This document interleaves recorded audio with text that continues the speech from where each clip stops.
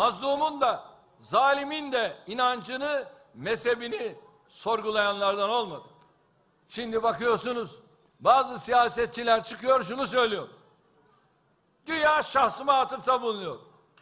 Ne diyor? Sadece işte Araplarla, sadece Kobani'deki, Tel Abyad'dakilerle uğraşanlar Uygur Türklerini unutuyor diyor. O zata ben söylüyorum ya, sen o Uygur Türklerinin yaşadığı yere hayatında bir kere gittin mi? Ama Tayyip Erdoğan gitti.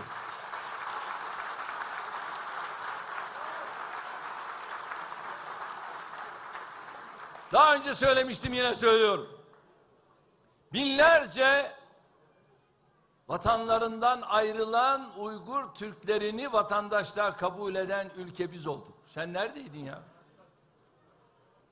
Sen başbakan yardımcılığı yaptığın zaman acaba kaç kişiyi bu ülkede vatandaşlığa kabul ettin? Önce onu söyle.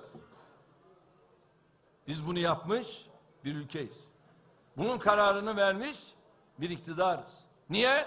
Mazlumlara kapımızı şu anda 2 milyona nasıl açtıysak onlara da aynı şekilde kapımızı açtık. Biz burada ayrım yapmadık. Neden? Ölümden kaçanlara kapımız her zaman açık dedik, açık tuttuk ve bunu da uyguladık.